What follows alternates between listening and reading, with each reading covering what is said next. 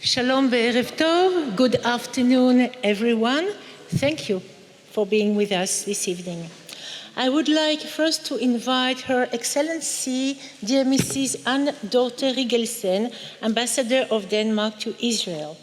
The Danish ambassador to Israel has been the ambassador in Tel Aviv since March 2020, being one of the last persons to arrive in Israel before everything closed down due to the COVID. Ambassador Riggelsen came to Tel Aviv from a posting as Consul General in New York. Before that, she was the Danish ambassador to France. She proudly withstood both COVID and a huge makeover of the embassy offices, taking the Danish diplomatic representation into the 21st century, breaking down in a physical sense the walls between the Danish Innovation Center and the ambassador's office. Thank you, Ambassador Riggelsen, for co-hosting this evening with the Daniel Abraham Center at the Tel Aviv Sourasky Library at Tel Aviv University. Please, Her Excellency, I invite you to the podium.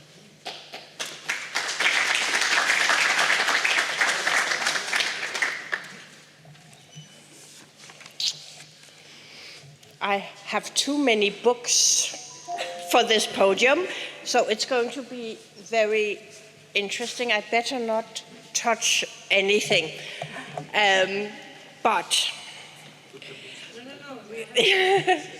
Professor Nadine Kuperty-Tsur, fantastic name, by the way.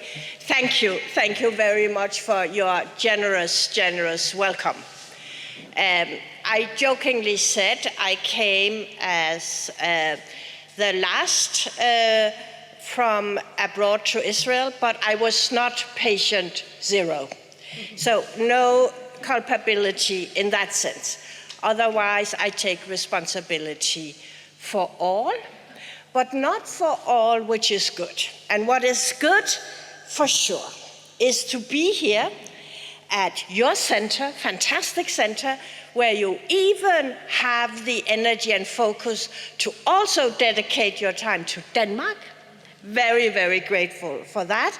But in order to do that, you needed a great excuse. Perhaps the great country in itself, but perhaps a greater excuse than that. And that excuse, in the best sense of the word, is, of course, this fantastic book that Hanne has written.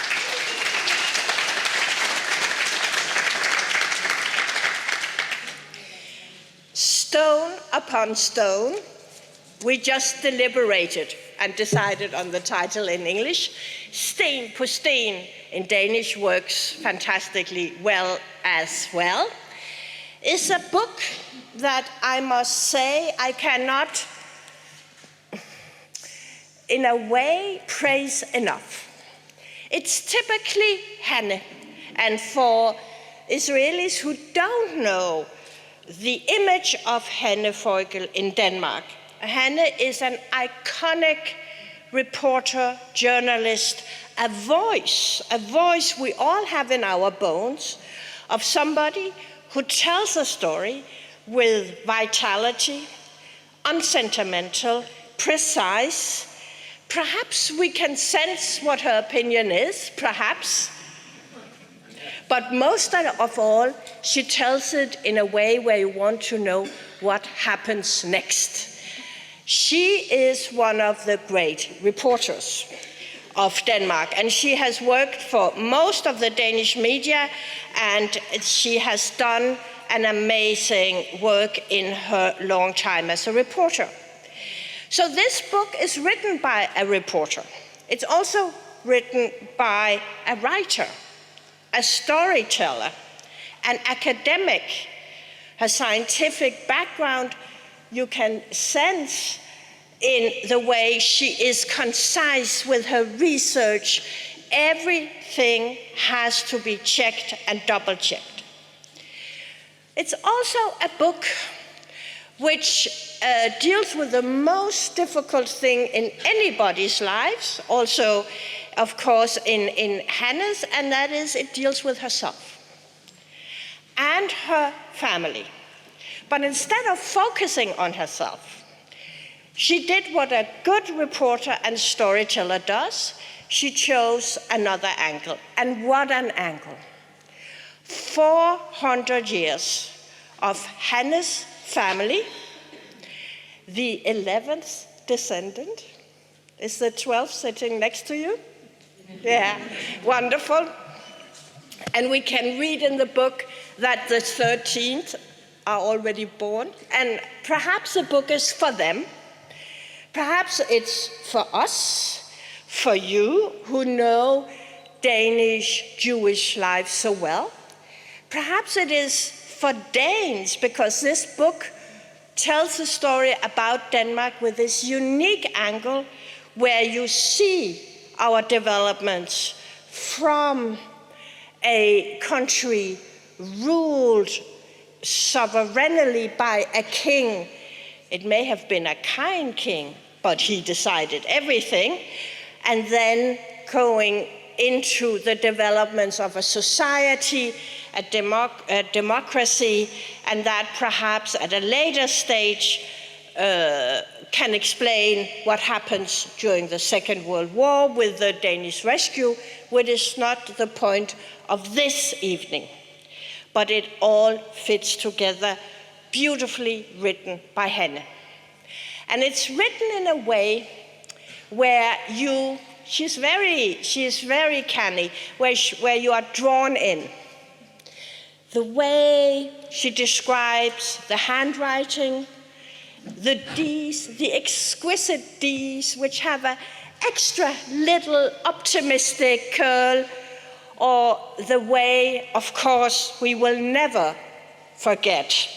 Perhaps your alter ego who lived not that long ago, but which is really in many ways a direct link to you and with whom you are in communication, Riggelsen from Hamburg. Reading about her life, her losses, her way of reinventing herself again and again and again, the way you could already at that time delineate what is religion and what is the role of religion and what is not, perhaps not in business always. The way Hanne then ended her life, the end perhaps not the happiest, but the life was. The life and the writing, which is what we have today, and then reinvented, recontextualized by you, Hanne. This is a masterpiece. This is a masterpiece that I can see many iterations of. There are so many stories in it. It is your family, which you describe in an unsentimental way, and that's I love about you, because you're so unsentimental. But you don't have to know human beings very well to find out that beneath that unsentimentality, there's great love, great loyalty to Denmark, to Judaism, to your family, to what you come from, and to what will follow after. A masterpiece by Hanne, and therefore, I think, in many ways, a masterpiece which, of course, is going to be the way you discuss 400 years of Jewish life in Denmark, but deserves I think, a focus in itself by historians and also by a literary review. Now I'm again touching on something. But today, Hanne, and this evening is also together with you, Nadine, is really also Hanne's work, her energy, her fantastic, stubborn way of going about life, where you think, is it really possible? Can she not do it? No, she can't. But see what happens, and that is absolutely wonderful. But this evening you are not alone, and you are never alone, Hanne. This evening we have the great pleasure of having the director of the Danish Jewish Museum here, Janus Møller Jensen, who is a rock star. Yes, he is, rock star, who is very modest. Usually rock stars are not modest, but so you are, an award-winning historian who has already have had many interesting jobs in Denmark. Nyborg Slot, Koldinghus, the Danes will know, aha, that's really interesting. He must be good, and he is. And who has, of course, lifted the Danish Jewish Museum, which is really a pearl in itself, to new heights. So it's wonderful to have Janus here, and it's wonderful to share Janus with Hanne, because we will also use and abuse and be very kind to Janus tomorrow. But you are not only here with Janus, you are also here with Arthur Arnheim, historian, leading expert regarding Jewish history in Denmark and Scandinavia. Many books, studies, articles, many positions, former director of the Union of Danish PhDs, MAs, Dansk Magisterforening, Danish is such a funny language, still researches, still is dedicated and extremely productive. And then we have, I was joking with him before about Denmark and Danish Jews and how not Danish we are, but perhaps very German, but Professor Moshe Zimmermann, Hebrew University of Jerusalem, and director of the Richard Köhler Minerva Center. I'm sure these partners in the discussion will be introduced again in the context that you have chosen and decided, dear Hanne, but what I think is really not only due but deserved is to give Hanne a fantastic applause for what she wrote in a year, ladies and gentlemen, in a year. What do the rest of us produce? So, Hanne, bravo.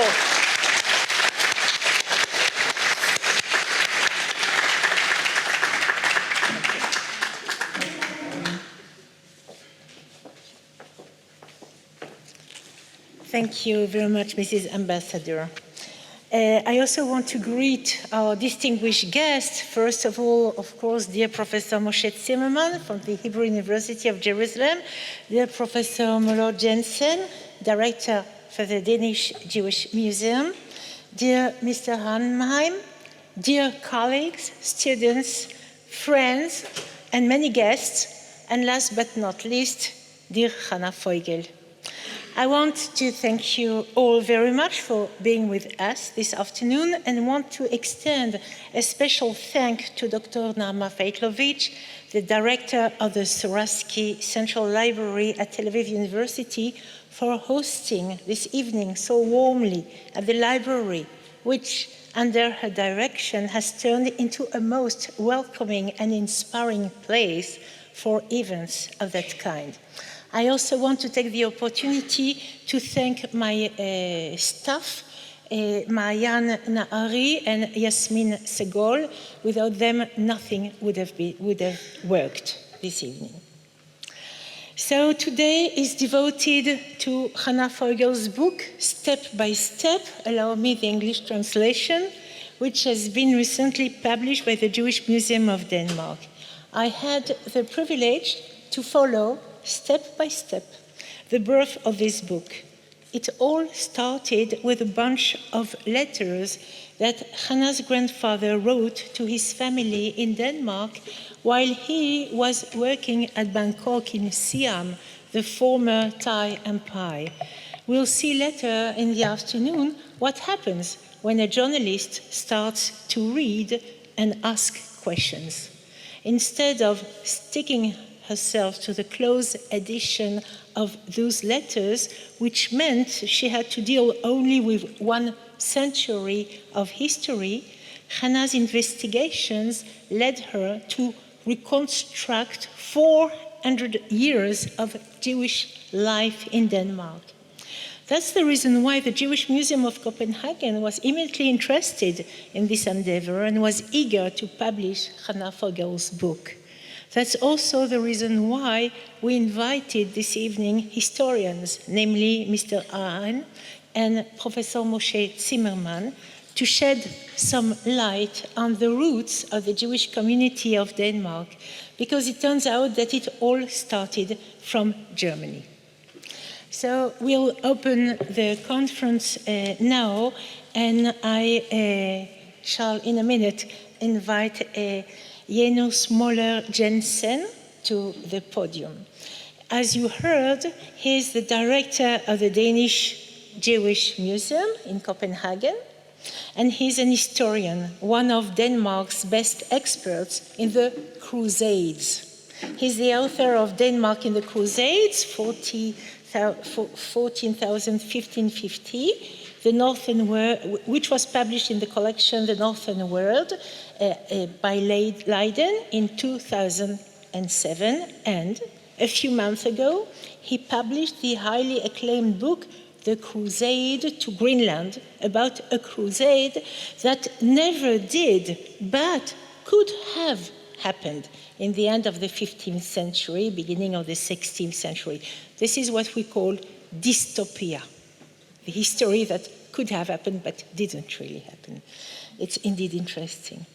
Before he joined the Danish Jewish Museum in Copenhagen as its director in 2020, Mr. Jensen has been the director of a number of Danish museums.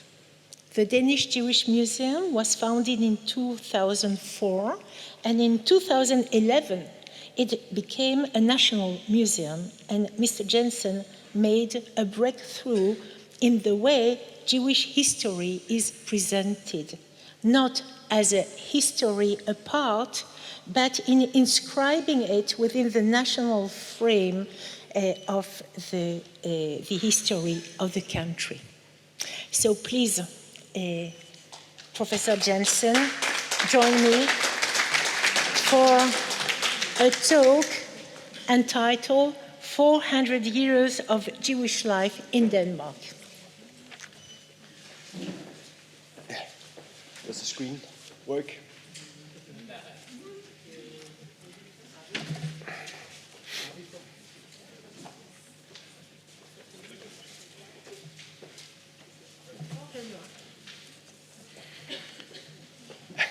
Well, thank you very much. And with that introduction, I'm going to disappoint you all very much. Not least because I've, on the plane, the night plane here to Israel, caught a terrible cold. I do not usually sound like this. I'm really sorry. I don't know if it's due to the air condition on the plane, the warm weather in Israel, or my rather fragile physique that made me catch this cold. Anyway, this year, 2022, has marked the anniversary of the first 400 years of Jewish life in Denmark. I need this to be...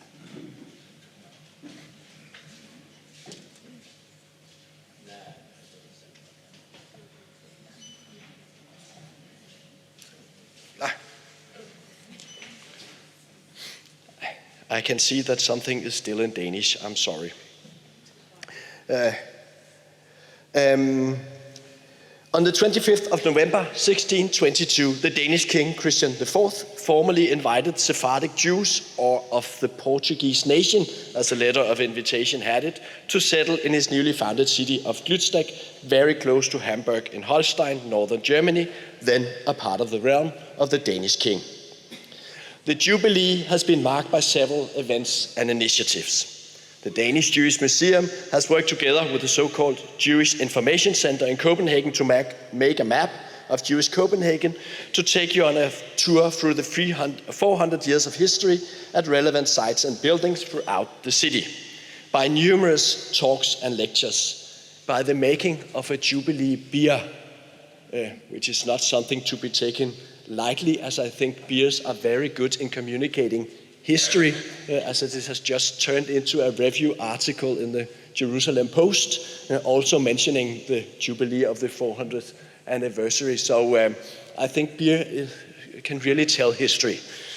It's not something to be taken lightly. And then, of course, the publication of the book by Hanne Foighel that she will be presenting later on.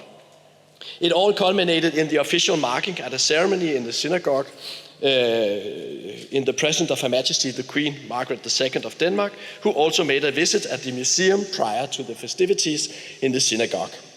And finally, we have, together with the Jewish community in Denmark, created a traveling exhibition telling the story of the 400 years of Jewish life in Denmark from the arrival in 1622 until the present, that are going to tour the country of Denmark to 7 different cities over the next 2 years. Further, for the past 2 years, the period that I have been the director of the museum, the Danish Jewish Museum has worked hard to develop a whole new main exhibition focusing on the 400 years of Jewish life. When the museum reopened this September, after having been closed nearly 2 years, first due to the COVID-19 situation, and second due to the building of a new main entrance designed by Daniel Libeskind, who have also created the interior architecture of the museum, we have developed whole new special exhibitions for the museum. They are the first step towards developing a whole new, I'll just give you some images of it. They are the first step towards developing a whole new main exhibition, developed together with the exhibition studio at Moshe Museum, taking the visitor on a travel through the 400 years of history. What I would like to do now is to give a presentation of give a presentation of the basic outline of the history that we are, of the 400 years that we are going to communicate or tell at the museum by presenting our plans for the next phase, what the future main exhibitions are going to look like. As a general introduction to the history that you will then learn much more about in the next presentations. But first, I will have a rather long and hopefully not too boring introduction to the question of the arrival of Jews to Denmark. Because the letter of invitation to the Jews of the Portuguese nation did not come out of the blue. Prior to the invitation went several years of negotiations with Jewish merchants, and from the founding of the city of Glückstadt, there was the invitation letter by the king, by the city of Glückstadt in 1616, through the early development of the new city and the construction of its fortifications, which the king personally visited in 1620, several Jewish families had already settled in the city. The purpose with the founding of the city and the invitation to the Sephardic Jews was to challenge or even overtake the position of the old Hanseatic city of Hamburg as a leading trading city in the area. To develop the city of Glückstadt and its trade, the king needed settlers with the right trading and business connections. And in 1618, he came into contact with Albert Dionis. He was born in Braga in 1565, but his family moved to Antwerpen when he was a child. Numerous Sephardic Jews went to Hamburg in the 1590s under the cover of being Catholic merchants. And Dionis became a leading character in organizing a Jewish community in the city, where it apparently lived since 1605.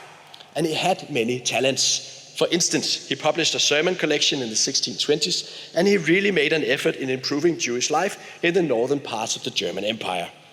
He took contacts to the Count of Schaumburg in 1611 and managed to negotiate a contract that allowed the small Jewish community there to establish a burial ground. And in 16 1612, he negotiated a 5-year contract of rights to trade in Hamburg. He also made contact with the governor on behalf of Christian IV in Holstein, Gerd Rantzau. This led to the negotiations with the king concerning attracting settlers to Glückstadt and trade, especially with sugar and Brazil wood. In return, the king granted his new inhabitants and subjects some, for the time, rather far-ranging privileges that were issued in 1619. For instance, the right to perform the Hebrew religion, Hebraica religionis, as the letter states, a burial site, the right to circumcise their children, and their own judicial rights, for instance, concerning wills and marriage contracts, and to perform religious services. However, in their own houses, they were not going to have a synagogue. So in 1620, there lived 13 families, which rose to 29 families over the next couple of years, who owned almost 10% of the houses in the city. And this is the background to the general invitation sent in 1622.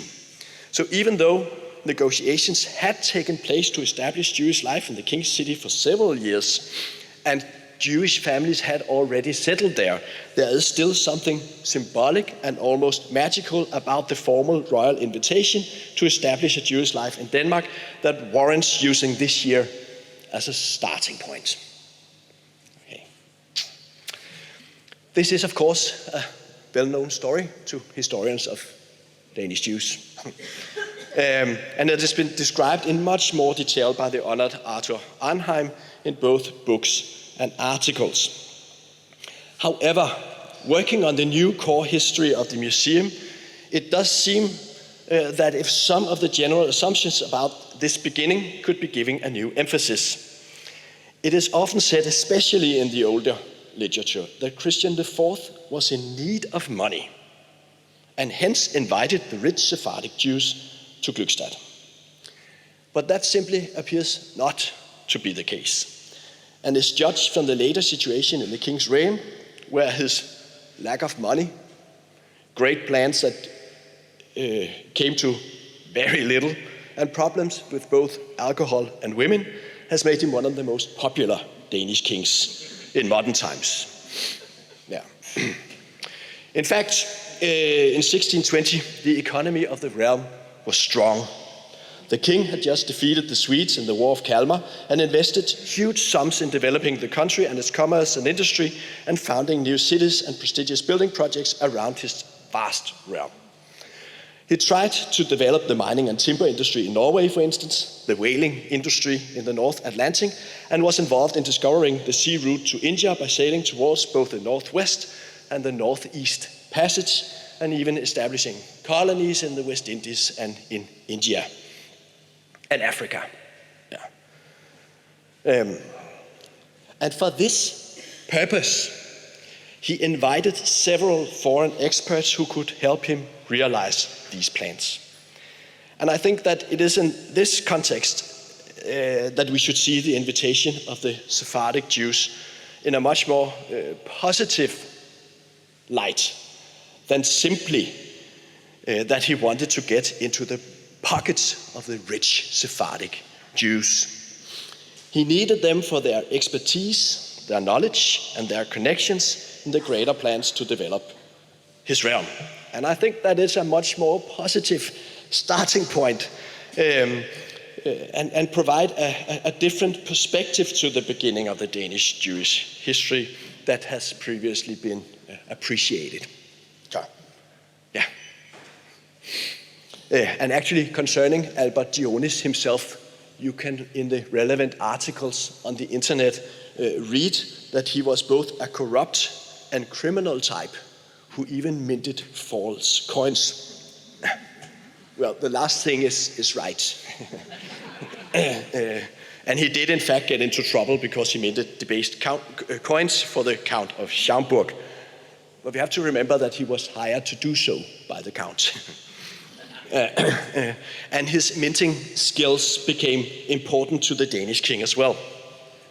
In 1619, a Danish expedition sailing north of Norway was trying to discover the Northeast Passage on behalf of a new royal trading company, the Praetorian Trading Company, but was seized by the Russians. Yeah. and the men of the expeditions were kept as prisoners. For the ransom of the men, the king needed coins, Russian coins, called denninge, and in that time you didn't went to the bank. He was actually asked by the Russian Tsar to mint them himself if he wanted his men to be freed. And the king hired Janus to mint them. Again, I consider this a testimony to the fact that the king was not interested in Janus as someone who minted false coins, but actually his know-how and his skills, underlining the general conclusion concerning the beginning of Danish Jewish history. Yeah.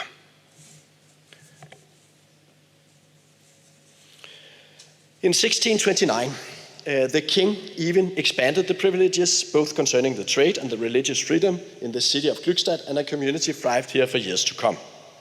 In 1640, the Count Otto IV of Schaumburg died without heirs, and the city of Altona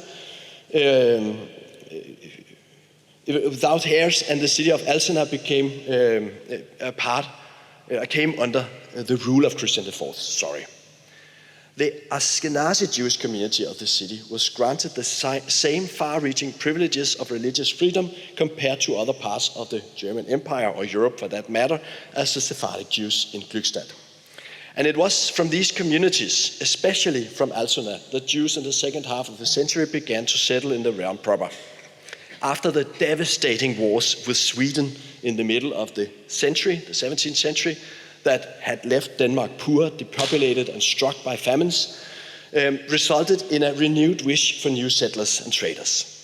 Privileges granting religious freedom to new settlers, attracting, among other groups, also Jews who began to settle, especially in the city of Fredericia in Jutland and in Copenhagen, where some of the Altona merchants had already developed their business to a point where they simply needed to settle in their new city and asked the king permission to do so.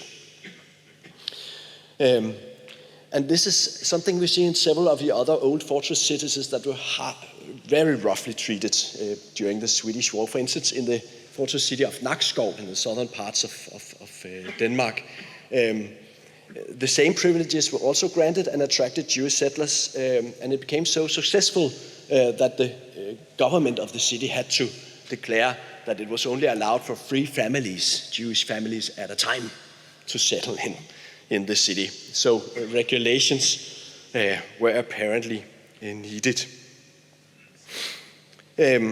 From here, Jewish life began to be consolidated with the founding of burial grounds and the building of synagogues in the early 18th century.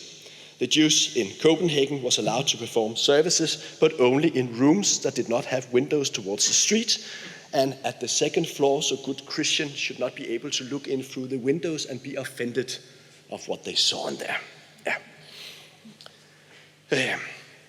Good. So that was a long and boring introduction to the new relevant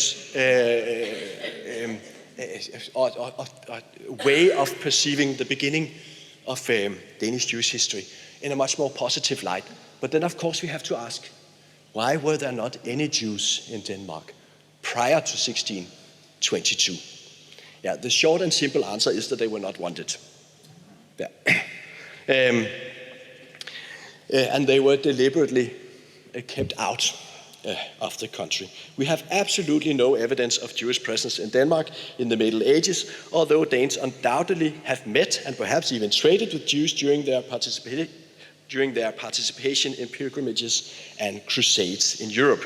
At least Jews are portrayed in the Danish church murals in contemporary clothes from various periods, both neutral as part of the biblical stories and others more explicitly anti-Semitic, focusing on the demonic character of the Jews and their role in the killing of Christ. So even though there were no Jews in Denmark, anti-Semitism, religious anti-Semitism, thrived throughout the Middle Ages in Denmark as well. Of course, there's the other solution that Jews didn't want to go to Denmark. Yeah. Why should you go there? Yeah, it's cold, no trade. I don't have any firm conclusion on that. I'm just saying it might go the other way around, of course. But I think that there was a measure to deliberately keep them out. At least, for instance, in the 16th century, in 1569, some very strict regulations concerning immigration to Denmark, almost mirroring modern refugee legislation, was decided, where you had to, when you applied for the right to settle in the country, you had to fill out a questionnaire. And the first question was that you believed in one true God. Yeah. So people go, the next one, you were not a Catholic, you were not a Muslim, or any other faith than the Lutheran evangelical faith. Jews are not explicitly mentioned, but are probably included in the last group of people. Nevertheless, there are in the 16th centuries examples of individual Jews even taking up residence, however, for a very short time in Denmark. In the 1590s, Joachim the Jude, was living in the city of Helsingør, apparently as a citizen. In 1537, we have a very curious evidence from an account book of the Danish king Christian III, not the fourth, the third, who introduced the Reformation in Denmark, which mentions a Jew street in his city of Nyborg. And this has purely been rejected on the ground that there were no Jews in Denmark.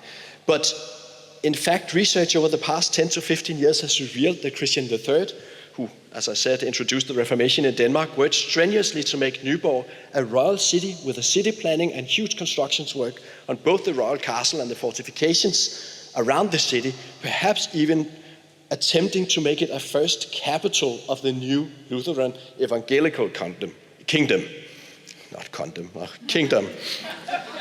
It is thus no longer totally inconceivable that he should have had the same idea as Christian IV, inviting new settlers with the right connections to develop the trade of his new royal city, as Christian IV would have only a century later. However, King Christian III died in 1559, and the plans came to an end, possibly also to what might have possibly been the first attempt to establish a Jewish merchant family in the Kingdom of Denmark. And in 1557, there was a Jew on Gotland, which is now a Swedish island, but was then part of the Danish kingdom. It's a bit complicated, but, well, history is. Who were apparently trying to make a trade by digging saltpeter earth with some saltpeter contents from one of the church ruins in the city of Visby. So it is possible that there are many more Jewish people present in Scandinavia in the 16th century that we have hitherto been aware of. So we just have to look further into this history.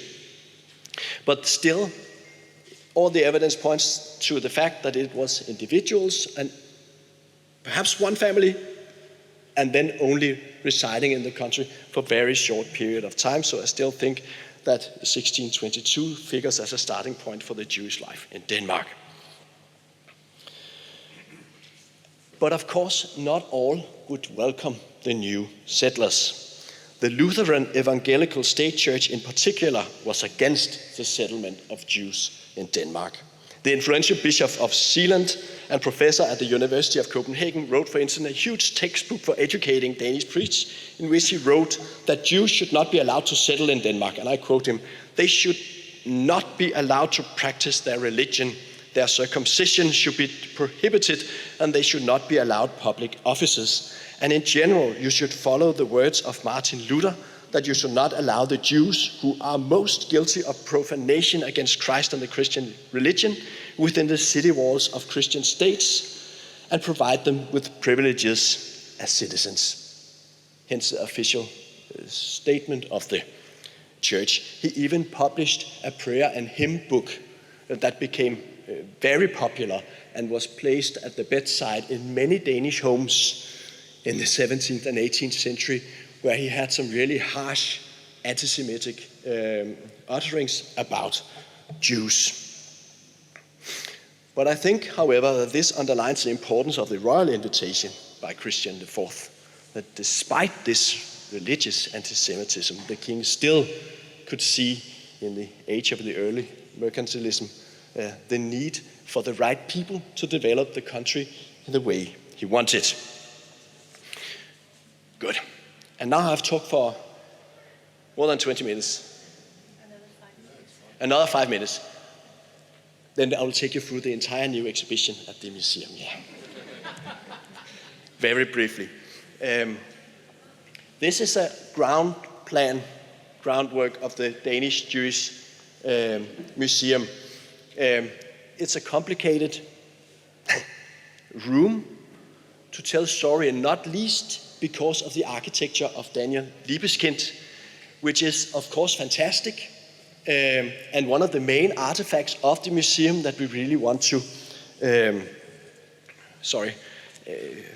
you saw it earlier, that we really want to preserve. But how to tell history in a room where Libeskind has provided us with 21 small showcases. We are to tell the 400 years of Danish Jewish history in these 21 small showcases. So, of course, how can we put in elements that help us tell the story, not against, but in connection with the architecture of Libeskind? And first of all, we had to develop, as what we just heard at the annual museum when we were taken through the exhibitions here, the important thing at what was we going to tell. Not all the details, not all the information, not all the facts, but what are we going to tell? And we made this diagram. Yeah, you will not be able to understand anything of it because it's in Danish and it's a graphic. It's just a graphical representation of the way that we are saying we want to make people possible for people to travel through the 400 years mark with each century. There are 4 centuries, and then come around everything. Most people who visit the museum do not have any prior knowledge to the history of Danish Jewish history or life, which is of course a challenge. So what we will be doing is to develop a multimedia introduction, giving a very brief and short presentation of the 400 years of history through this multimedia production to make people prepare to understand the things that we are going to present in the exhibitions when you go through them. And of course, we would very much still like to present the history of the architecture, which sort of like encapsulates the entire history of the Danish Jewish life, from the building. These are actually the bricks from the time of the building of Christian IV, marking the starting point until the modern architecture of Libeskind, even encompassing the entire history within the architecture of the museum. This we are, of course, still going to present and communicate at the history. And then we worked on developing ways that we could put information on top of the architecture or around it or besides it without hiding the original plans and architecture and thoughts of Libeskind. And we thought about projecting on the walls, and we tried to project on the architecture of Libeskind, and that didn't work. But when we projected on the bricks of from the time of Christian IV, it suddenly made it possible to bring images and sound come alive, and it helped sort of like frame the architecture of Libeskind. And when we come into the future, we can even think about making other kinds of projections, perhaps even to the wall or to the ceiling of the museum, when we are going to for instance, described the 1940 occupation of the German forces of Denmark. And this is a presentation of all of the various elements that we are working with, because we are working with the showcases, we are working with the text that tells what you are experiencing, we are working with projections, and then we are working with a multimedia installation in every century that sort of like tells the story in another way from artifacts and text, but are presenting it almost as a film. And I promise I will go for it. And then we needed to put in some furniture. And how could we place things within the room, again, without getting in the way of the architecture of Liebeskind. And this idea of the travel, we decided to use travel cases, suitcases from various centuries and periods to hide all of the electronic devices. This is a device where you can point on the glass and then delve into further aspects of the history that it was not possible to put in the showcases, where we can explain things further. And there you see examples of suitcases from various periods. It's both about the travel, it's both about flight, but it's also about arrival, coming home. And here you see all of the elements put together. And this is the vision for the entire museum in the future. And of course, we are starting with the 16th century and the letter of invitation that I have already been through. But to, in 2 minutes, take you then through the rest of the 300 years of Danish history. You can say that in the 18th century that we are focusing in this part of the exhibition that was part of the new exhibitions that we opened here in September. You can say that this is the period where Jewish institutions is established, particularly in the latter half of the 18th century. The number of Jews in Denmark is on the increase, even though they still make up only a very small minority. The consolidation of Jewish life is marked by the creation of synagogues and cemeteries. And this century forms the basis of our new exhibition that you can see at the museum now.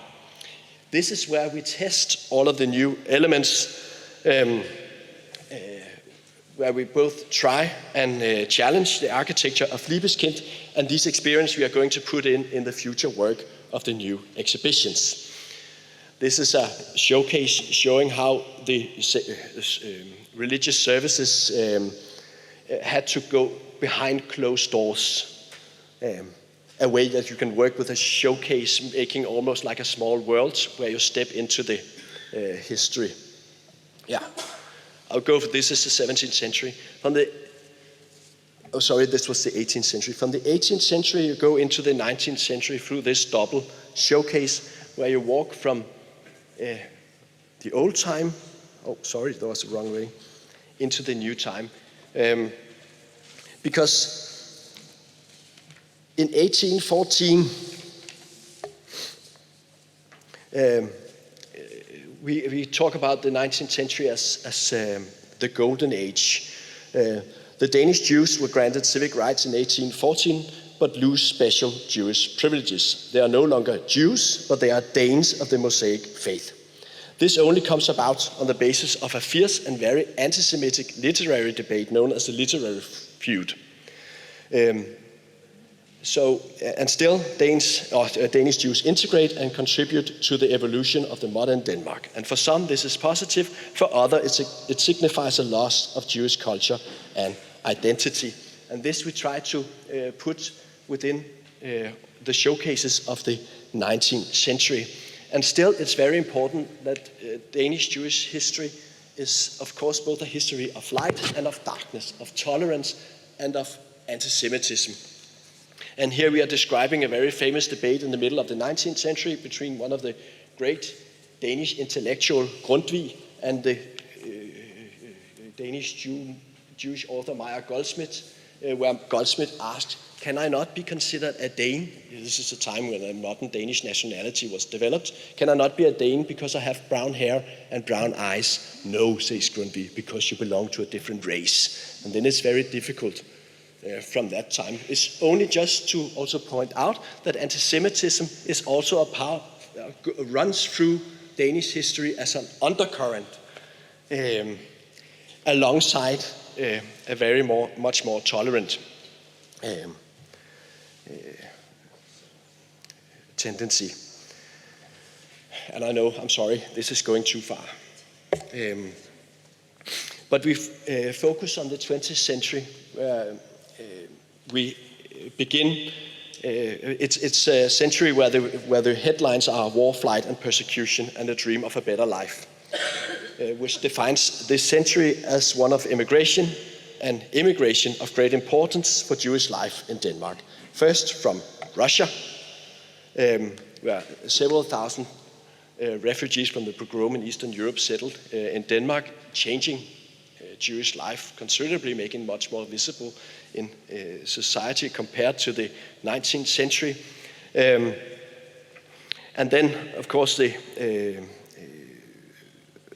Jewish refugees from Germany in the 1930s, which from 1935 were actually prohibited access to Denmark because the Danish government didn't want to provoke the Nazi German government, and we know that some of the refugees that were denied access to the country ended up in concentration camps. And of course the 20th century and the German occupation and the persecution of the Jews has to have a central role in the exhibitions. And we are doing it by this sort of this is a central showcase showing actually a huge red Nazi symbol, very threatening in the middle, where we first talk about the denial of access of Jews to Denmark. Here's a letter actually denying someone to enter. And then the occupation, of course the flight and rescue of the Danish Jews in October 1943. But it is very important for us to underline that this is a miraculous and story of great heroism that saved almost 90% or 95% of the Danish Jews.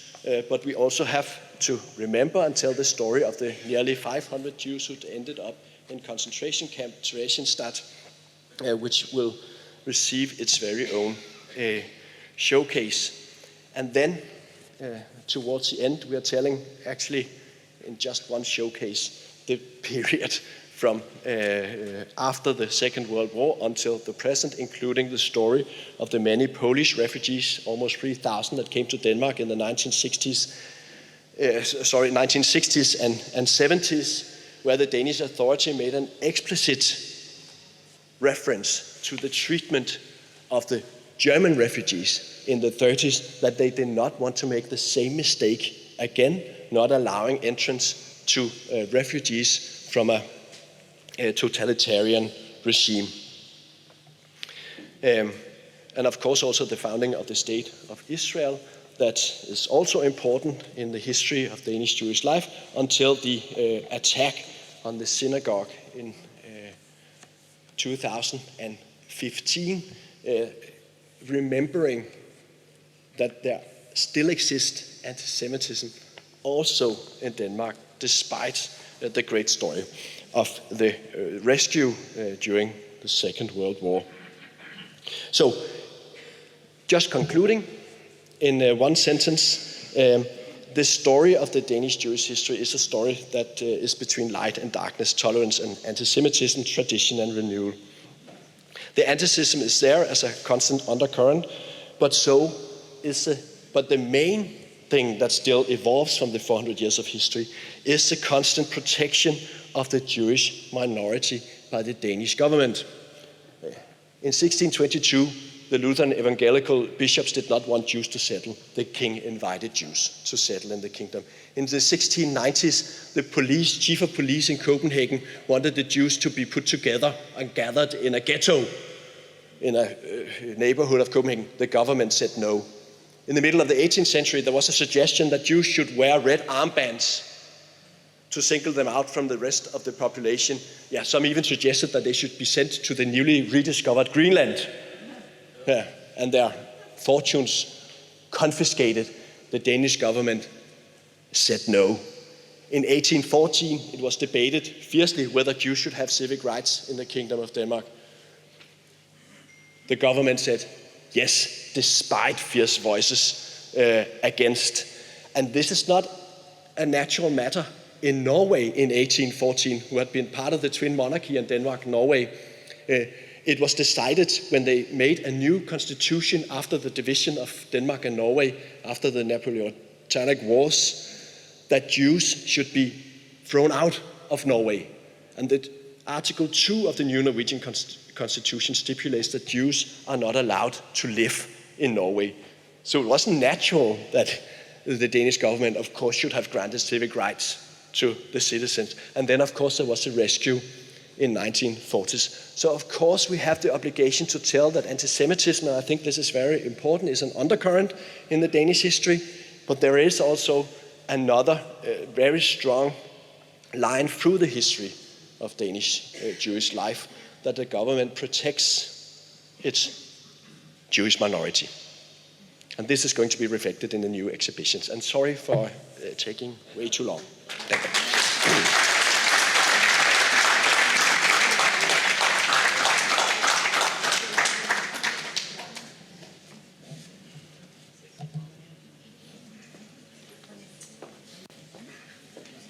Thank you, Professor Jensen, so much for such a vibrant introduction to Jewish history in Denmark. And I think you raised almost all the problems who will later be talked here. And I think each of us and each student want to be bored that way. So thank you for your lovely talk. And we not only heard about Jewish history in Denmark, but we also had a visit through the museum and together with all the problematics. It's not only history, it's history within architecture. And really it was a fascinating talk. Thank you so much. I want now to introduce to you our next speaker.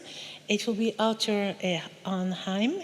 He is an historian and a writer. He's an expert in Scandinavian Jewish history, on which he has published extensively. He has written 4 books, dozens of scientific articles, and political analysis. Arnheim grew up in Copenhagen during the Shoah. He lived as a refugee in Sweden until May 1945. Arnheim later described this period in several articles, as well as in his significant historical work. He studied at the University of Copenhagen in history and Jewish literature. From 1956 to 1961, from 1956 to 1961, he headed the information department at the Israeli embassy. From 1961 to 1988, he was General Secretary of the Danish Masters Association. During a period of 30 years, Arnheim was elected several times to the Delegate Assembly and the Representative Board of the Jewish community in Denmark.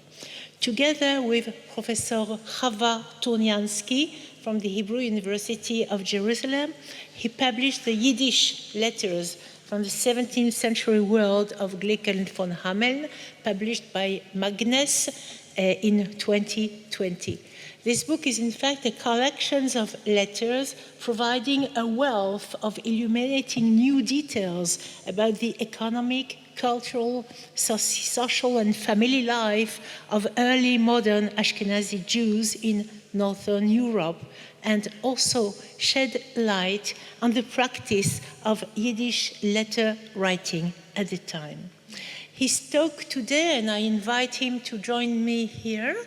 Mr. Arnheim, please.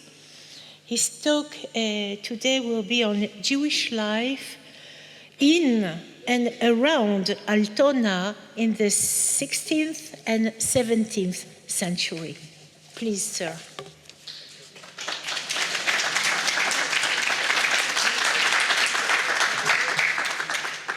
Thank you.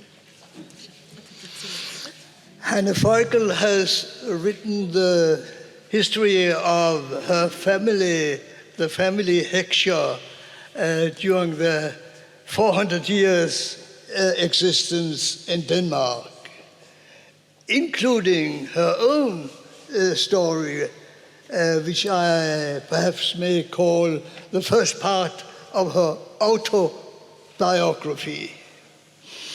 I have written a more general history of the Jews in Denmark for this 400 years. Both of us use the same exit point. The first settlement of Jews in the townlet Altona in the realm of the Danish king Christian IV.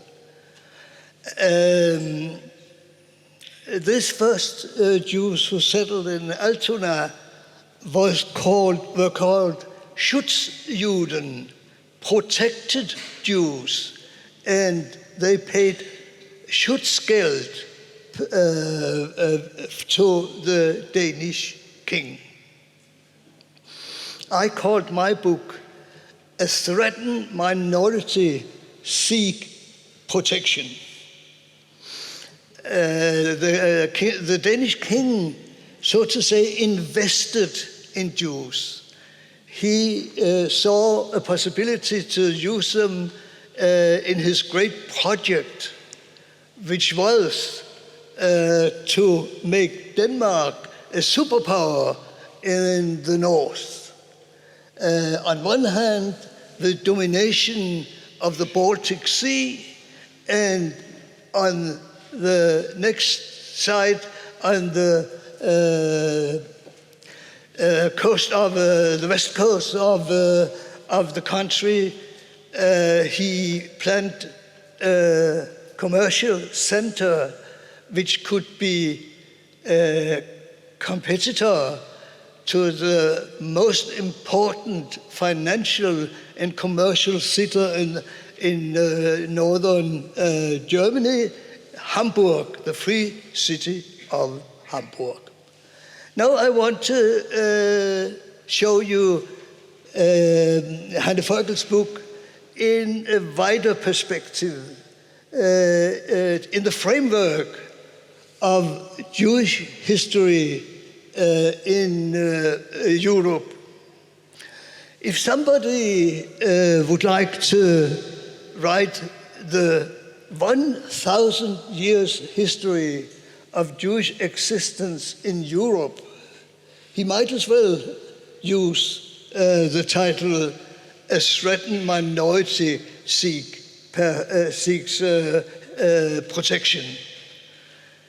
Protection against wave after wave after wave of persecution, Jew hate, anti-Semitism, you name it. Until it came, the big tsunami, which we call the Holocaust. The Jews of the world reacted upon the Holocaust by heightening their Jewish identity. Now they understood much better what is it to be a Jew. All right, the Jews of Palestine, the Palestinian Jews, they acted.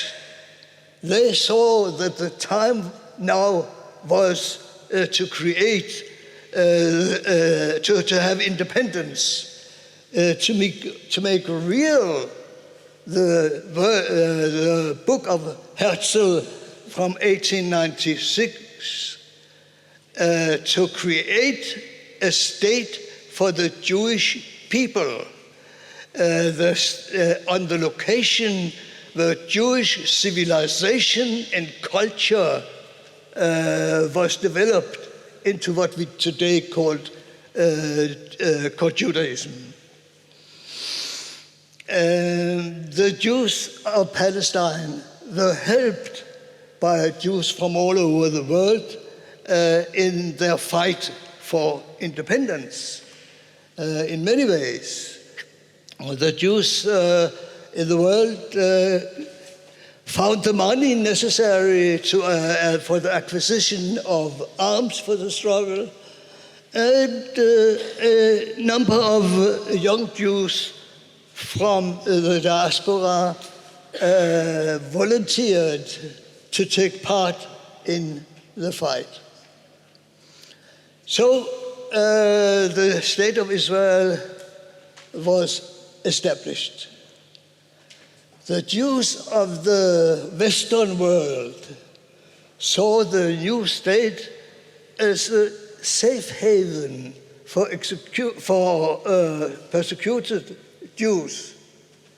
As for themselves, they believed they were protected by democracy and human rights. Now, we will take a big leap and go to the year 2017. In the year 2017, the leading European statesman, President Macron of France, said, "Anti-Zionism is a new kind of anti-Semitism."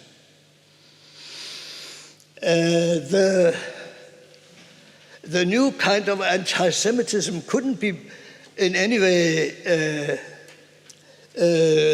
be compared to Holocaust anti-Semitism. Why? Because the 21st century is a complete new world. The 21st century is a world built on globalization and the technological revolution which brought the internet, the social media, and many other things. And now anti-Semitism was also changed. Anti-Semitism was not anymore a kind of local affair. It has become worldwide. And today, anti-Semitism is an international thing, phenomenon, and is completely internationalized. It's on the agenda, or you could say sometimes in the hidden agenda of political life in the world. So now we go back to Hanne Foighel's book. In this book, anti-Semitism is not a very big issue. And this obviously, because Denmark has never been fertile ground for the growth of toxic anti-Semitism. Not previously. And you should not forget what we have heard also today. It's the contrary.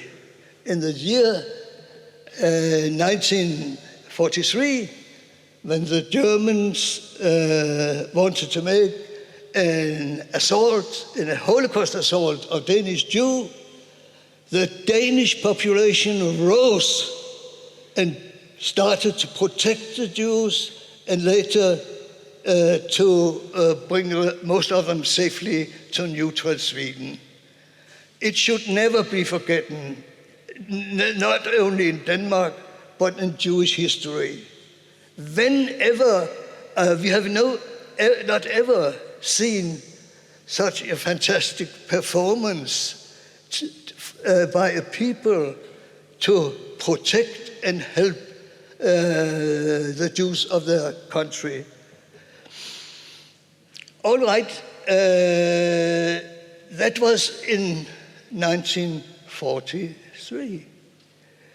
But in the last 40 of the 400 years existence in Denmark, the new anti-Semitism has developed and has roots in Denmark now. Let me explain it to you in 3 stages. In the year 1985, a delegation of a party which was represented in the Danish parliament, the left socialist, sent a delegation to Lebanon to negotiate the PFLP, the Popular Front for the Liberation of Palestine. There they made a pact, a treaty, in which the Danish left socialists declared their solidarity with the fight against the Zionist entity in all its forms. One of the members of the delegation was a politician, Anne-Grethe Holmsgaard, and she wrote a book, an article about Zionism, telling all Jews are Zionists. 2, the Danish newspaper Politiken has for 100 years been in the forefront of liberal Danish news outlets.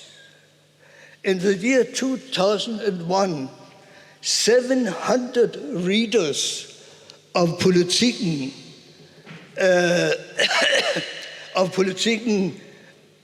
bought a full-page advertisement, and there you can read, "Now it's enough."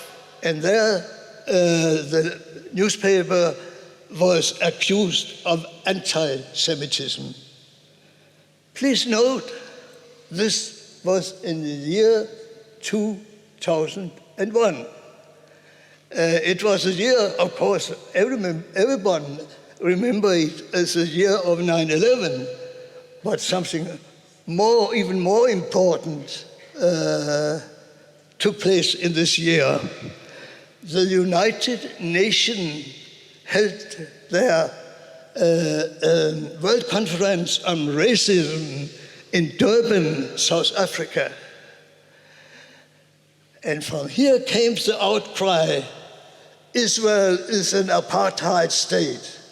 And it was not only the grassroots who cried it, even a former United States President, Jimmy Carter, said the same thing.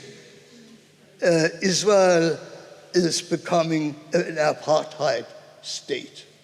3, now we come to the more hard facts on the ground. In the year 2015, Danish-born Palestinian shot and killed a Jew in front of the synagogue. The same year,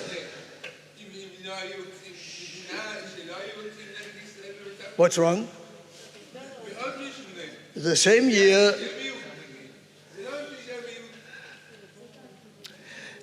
year, a 16 years young girl traveled to Syria in order to join ISIS, Islamic State, in Syria and Iraq. And when she came home to Denmark, the Danish police found that she had plans of an attack on the Jewish school in Copenhagen, Karoline-skolen, the same school which Hanne Foighel has explained that she attended as young. Conclusion, the new kind of anti-Semitism has now roots in Denmark.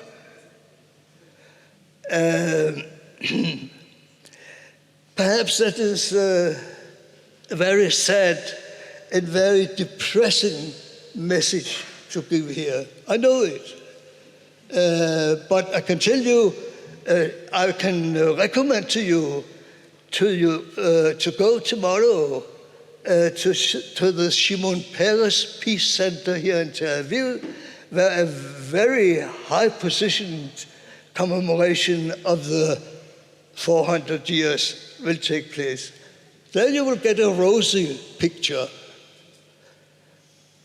But I will not leave you here with something depressive. So I have also something positive to tell. In the year 1961, the Danish Prime Minister Jens Otto Krag invited the Israeli Prime Minister at the time, David Ben-Gurion, to pay an official visit to Denmark. When, before Ben-Gurion arrived, he had asked for a possibility to meet young Jews, young Danish Jews. So a meeting was arranged with the leadership of the three Jewish youth organizations. The General Jewish Youth Organization, HaKoach, which is the Danish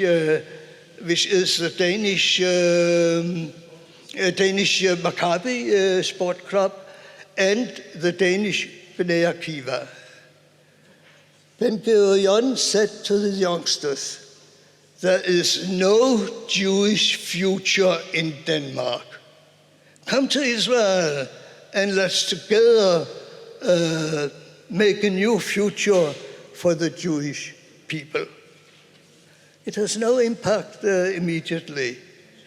But 20 years later, when the new anti-Semitism started to bite in Denmark, then the reaction came. You can find it if you go to the statistics of immigration, of Danish immigration to Israel, Danish Aliyah. And you will find that in the 80s and the beginning of the 1990s that the numbers are rising. And if you go to the statistics, you find out that most of the new Olim were in the age group 18 to 24 years. I have had the privilege to be old enough to follow this young Jewish Olim from Denmark. And I can tell you, they have established families here in Israel. They have taken part in every kind of Israeli life, production, education, the army, the innovation, and everything. So David Ben-Gurion's, you can call it, yes, you can call it political stint has become reality. So, for the last time, back to Hanne Foighel's book. Hanne Foighel's book is a fine contribution to Danish Jewish history, especially to the latest Jewish history. And what was going on in the Jewish community in the 1980s and 90s. She had the best possibility to do so because her late father, Professor Foighel, was twice president of the Jewish community. Thank you so much. you. Thank you so much.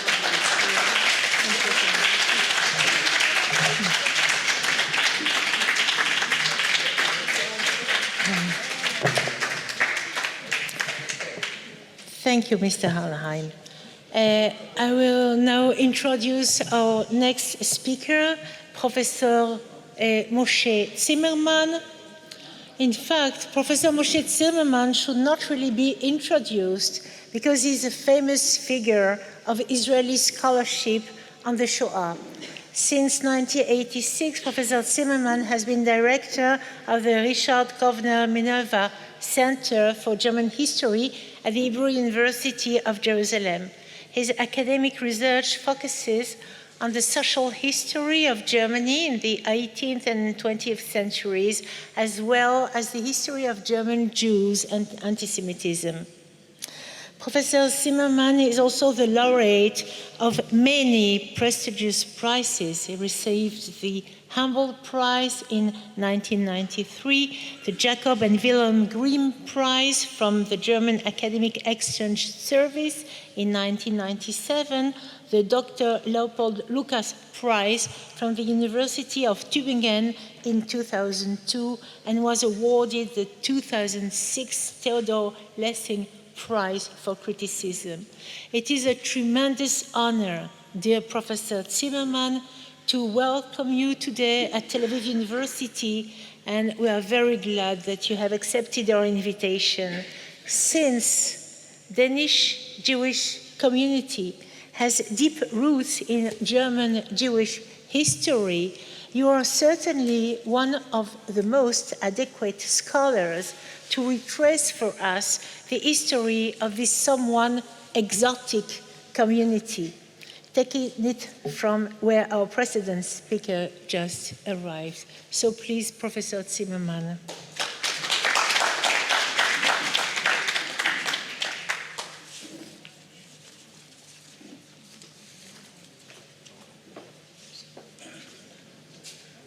Thank you very much for inviting me. Congratulations to Hanne Foighel for publishing her book, which I couldn't read since I can't read Danish. And this is really the point. Maybe I was invited only by mistake because, as was already pointed out, I'm an expert on German history, not on Danish history. But there is an exclave which explains why I might be also the proper one to talk about a very specific question, a very specific problem. By the way, we found out, or at least Hanne Foighel found out, that there is, of course, a way to introduce me into this session by means of being a relative of her. We found out that my family, the Heckscher family, a very famous family from Hamburg, is also a part of her family in Denmark. Maybe those who know Eli Heckscher from Sweden, an expert on economic history, is also one of our common relatives, common ancestors of the Heckscher family. And we are, of course, very proud about having Moritz Heckscher in our family, who was the foreign minister, or no, he was the foreign minister and the Minister of Justice of the revolutionary government of the year 1848. So it is a real yichus that we are talking about here. Now, I propose to talk about the very special case of the Drei Gemeinde, of the triple congregation, which is called shortly AHU. This is the acronym of Altona, Hamburg, Wandsbek. And I promise I'll be very short. I'm not going to take up too much of your time because everybody is expecting Hanne to present her book at last. This is a story of a very specific period starting about 1670-71 and ending in the year 1812. What is so special about it is the three Jewish communities got together, acted together, in spite of the fact that they were under two different political systems. Hamburg was a Staatsstadt, a city-state, a state of its own, belonging to the German Empire, das Heilige Römische Reich Deutscher Nation, and Altona and Wandsbek belonged to Holstein, which was under the regime of the Danish king. So we have a combination called the Dreigemeinde, the three congregations, working together under the same chief rabbi with their system of justice, with their graveyard. They have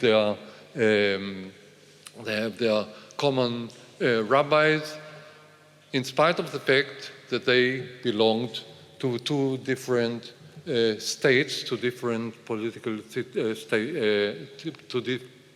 different political systems. Now, this is relevant if we are talking about politics. Two-state solution is possible, of course, if you think the way people thought about it in the 17th and the 18th century. States were not exclusive. States were tolerant enough to accept and tolerate the intervention of other states in their realm. So this is why Hamburg as a state and Denmark as a state, or at least Schleswig-Holstein as duchies, could cooperate when it came to the activity of the Jewish community of Ahu, of the three congregations. And this existed, this system existed, and this dynamic existed for nearly 150 years. Of course, there were ups and downs in this system, but it was possible to work together, three Jewish communities, for more than 100 years, until the years of the Napoleonic regime. Only when Napoleon came to power and when Napoleon settled the peace settlement of the years 1806, 1807, and later, then the division was between two states, between two systems, which made this the continuation of the three communities of the Dreigemeinde impossible. This means states which are tolerant, states which are not too centralized, states which are not based on nationalism. Nationalism, as understood since the end of the 18th century, could find out a way for a settlement, for a compromise, for cooperation, which is foreign to us today because we live in the age of nation states. We believe in the nation states, unfortunately, and this is why such an arrangement is like the arrangement concerning the three communities is impossible. It was possible during the time since 1671 and on, because the states that were created after the Westphalian peace were ready to tolerate minorities. Still, the slogan was cuius regio, eius religio. That's fine. You have to decide according to the religion. But those who decided about it were ready to tolerate minorities of other religions, and they were ready to tolerate a combination like the one which is called the Dreigemeinde, the three communities of Altona, Hamburg, and Wandsbek. Everybody who knows or visited Hamburg in the last nearly 80 years know that there is no division anymore between Hamburg and Altona, thanks to the National Socialist decision to put Altona and Hamburg together also with the other parts belonging to Braunschweig, Harburg, and still other vicinities around Hamburg. But we know today that the solution that was practiced by the Jews, based on a decision made by the Jews, the decision was made not by the king, the decision was made by the Jews of Frankfurt, who proposed to create the three communities, or the Drei Gemeinde, and got the permission of the permission of the king of Denmark on the one hand, and the permission of the authorities of Hamburg on the other hand. The decision that was taken in the year 1937, by the Nazi regime to organize Hamburg and Altona together anew was based on very different premises. But the idea is, if congregations live next to each other, the idea of separating them by their belonging to different states doesn't make very much sense. So this is something that we got already from the Middle Ages, if you want, from the organization of the German Empire during the 17th and the 18th century, and this is something that might be also very helpful in our times, in the 20th, 21st century, when we think about cooperation between nationals, or between very different nationals. I planned, of course, to go into depth describing the situation in the 17th and 18th century, but I'll end up only with one remark concerning it.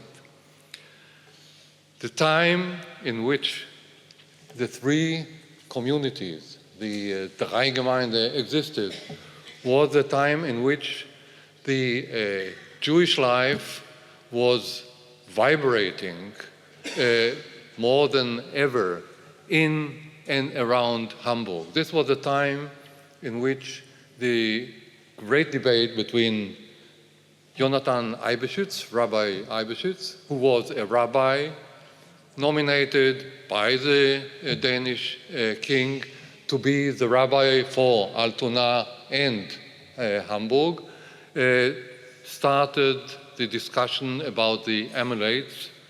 I'm not going to delve into it, but it was a very thorough discussion in which, on the one hand, you had Jonathan Eibeschütz, and on the other hand, you had Rabbi Yaakov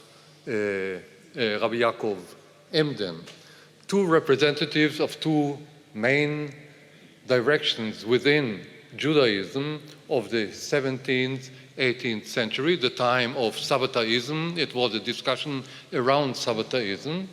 And this is a discussion which got to the end without a real split in the Jewish community, in Jewish life, thanks also to this agreement of the three congregations, the Drei Gemeinde, which existed and allowed a discussion to go on until a decision was made by different rabbis and by the public opinion. This is the time in which Jews began the process of modernization, the process of assimilation, the process which led up to emancipation. Everything that is concerned with modernization, emancipation, and assimilation started already within this very framework, which was a very prominent framework within the bigger framework of German Judaism, or Judaism in the central part of Europe. So after all, we have a good example of cooperation between Denmark and Germany, between the German Empire and a part of the German Empire, which is Hamburg, and on the other hand, Denmark, or the up ewig ungedeelt, forever not to be divided, Schleswig-Holstein, as elements of the Danish kingdom that cooperated and started a new age, a new epoch in the history of the Jews. Everybody who wants to learn anything about modernization, about the history of modern Judaism, may start with the history of the Dreigemeinde, this very specific, very special chapter of history. I promise you not to be too long. Thank you very much.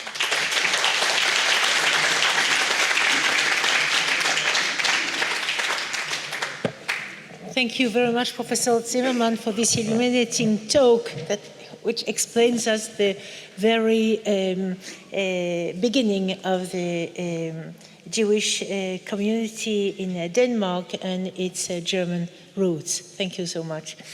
Now we are turning to our last but not least speaker of this evening, and it will be, of course, Hanne. Hanne Foighel writes on her site, and I quote, "About me, I am an observer, a reporter, a journalist, a storyteller. My media is the written word, and I'm in love with sound, painting pictures to be seen by the ear." This is a genuine self-portrait of yourself, Hanne, indeed. But for introducing you, allow me to be somewhat more personal. Hanne is the daughter of late Isi Foighel, former Danish tax minister, and Vera Foighel, whom I had the privilege to meet, a very fine person. Hanne is a dear old friend to me. We met when we were neighbors in Ramat Aviv, just in front of the university, many, many years ago, during our late 20s, both married and away from our families, and by that time also pregnant with our first children. It was a little less than some 40 years ago. Hanne then started her master in biology at Tel Aviv University. She gave birth to Sira and then to Adam, and was happily married to late André Brotman, a press photographer based in Israel and a very regretted friend too. Hanne made her way from biology to journalism and wrote for the Politiken and many other newspapers and media. She is, until now, always very busy writing and broadcasting, because in Israel, foreign journalists don't have a dull moment, as you know. Hanne is also the author of 2 more books, The Indrelis and Seen Through Women's Eyes, published in 1998. I was lucky enough to witness the quick birth of her recent book, the very one we are celebrating today, and that gives us the occasion of such an interesting evening. Hanne found the letters of her grandfather, who went to Siam, and wrote to his family who remained in Copenhagen. She decided to publish those letters as a genuine historical source, telling both of Siam and of the life of the Jewish community and general society in Copenhagen at the turning of the 19th, 20th centuries. In order to facilitate the reading of those letters, Hanne had to undertake a wide historical research on her family, on the Jewish community in Copenhagen, and her curiosity led her to the writing of this fascinating book. She discovered that she was somehow related to Glickel von Hameln, the 17th century German Jewish merchant, famous for her memoirs she wrote in Yiddish. From her own enriched family archives and from living memories, Hanne enriched the book with photos facsimile of letters, a wide and impressive number of documents of all kinds. Despite serious health problems, Hanne succeeded in writing her book in very little time compared to its richness and thickness. She already received a bunch of enthusiastic reviews, and we do hope that she will succeed to raise the required fund in order to publish an English translation very soon, I hope. For I hope also that this evening has convinced you that the Danish Jewish community deserves to be better known besides the extraordinary fate of its members during the Shoah. I want to congratulate you, Hanne, for the publication of your book and to thank you for the active part you took yourself in the organization of this event. You actually brought us the speakers and fixed a lot of important details. As for so many diners we had at your house, this evening too was a pure delight dedicated to knowledge and friendship. Please, Hanne, the floor is yours.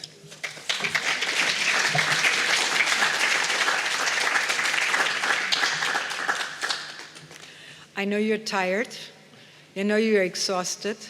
I must say, Arthur, I'm a bit sorry you didn't speak about the 16th century and the 17th century, but this was not meant to be like this.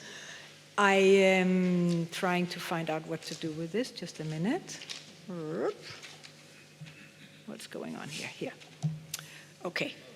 I have to tell the Danish speaker and readers among you that unfortunately the book is not on sale in Israel. It is only on sale in Denmark. It has been published, as it has been said a few times, by the Danish Jewish Museum, and I'm so thankful, Janus, just for you to take on this crazy project of mine, and also for you being here today to celebrate it. It's great. And I think I can say that you have been enthusiastic as Nadine, who doesn't know what she's enthusiastic about, and about trying to raise money for a translation so this story can be brought out to a wider audience. The idea is, of course, that I would have loved for you all to touch the book, and therefore I have brought one exemplary that is already pretty dirty from being touched. And you're all welcome to touch it and feel how heavy it is, and thereby understand the reason why it's not being brought to Israel just like that. It's 1.3 kilo each of them, and it costs a lot of money today to send anything on an airplane or a mail, and nobody has been willing to undertake that. So each and every one of you have to do that, and when we get the English translation, when the money is raised, we will figure out how it will be distributed in the world. Now, this is a bit of a, let's see if this works somehow. No. Ah, yes. Ah, it doesn't work on the screen. Never mind. Stone on Stone is not the title, because the title doesn't exist in English. But in Danish, the title is Sten på Sten, which we just heard is actually more stone upon stone. And for those of you who want to ask, the picture on the front page is my mother standing on the shoulders of her father, my grandfather, and you should be able to understand the symbolism of placing stone upon stone, generation upon generation, without me getting into more details about what this is about. The book, as Nadine mentioned, started actually by me inheriting tons of documents from my mother, pictures, photo albums, letters, descriptions, diaries, songs for all different kind of occasions. And I didn't really take care of it until it had been in a storage for a great many years. When I started taking it out of the storage, it became really, really exciting, because as Nadine said, my main interest was to read the letters of my grandfather who traveled to Siam. But it turned out very fast that that was almost the least interesting part of what I had my hands on at the time. This is actually the document who really got me started. It is a handwritten document, and it says on top of it, the family tree of the Heckscher family in Copenhagen. And it starts with first generation. Now, first generation is Ephraim Meyer Heckscher. It says here that he was married to Rena or Regina. He died in 1660. She died in 1655, both of them in Altona in Germany. And Altona at the time, has been mentioned a few times, was actually a little village or a city next to Hamburg. Today, any Dane who has ever taken the train to Hamburg knows that it stops in Altona. So Altona today, for us in Copenhagen, and even for me when I grew up and loved walking to the central station, is the place where the train stops. But Altona is, as mentioned before by Professor Zimmermann, a place with a vibrant Jewish community. And they also had a cemetery, and in that cemetery, it says in this document, my great-grandfather was buried in grave number 1128, which is actually quite amazing, that all this information about Ephraim and Rene and their 9 children, 5 boys and 4 girls, actually is written on a document I find in an old envelope in the bottom of a big box of stuff that I have taken from my mother when she died. Now, this is my family. Apparently, it turns out that it's also the family of Professor Zimmermann, and we have still not been able to state where our family split. But you can imagine that if Ephraim and Reine, who arrives in Altona apparently around 1620, as some of the first Jewish families in Altona, and they have 9 children, and each of their sons have between 5, 6, 7, 8, 9 children, and each of their sons, and so on and so forth, that there are many places where the family tree of my Danish Heckscher family and the family tree of Professor Zimmermann that eventually makes Aliyah to Palestina has split somehow. Anyway, I show this fantastic document off to my friend Nadine and her husband Yaron, who is a historian of Jewish history. And while I was just looking at how beautiful it was and all the years on it, Yaron's very, very sharp historian eyes immediately focuses in on this one sentence that says that the second generation, Jesajas had a daughter called Hanne, and she was married to Mordechai, who was son of Nathan Melbrich, who was the grandfather of Glickl von Hammel. And Jaron says to me, what do you have to do with Glickl von Hammel, without understanding anything else that was on this piece of paper?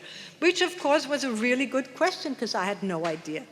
I basically also didn't know who was Glickl von Hammel, which, of course, sent me off into long studies about this wonderful woman who, in a way, as and Dorte mentioned before, became my friend and my companion while reading her memories.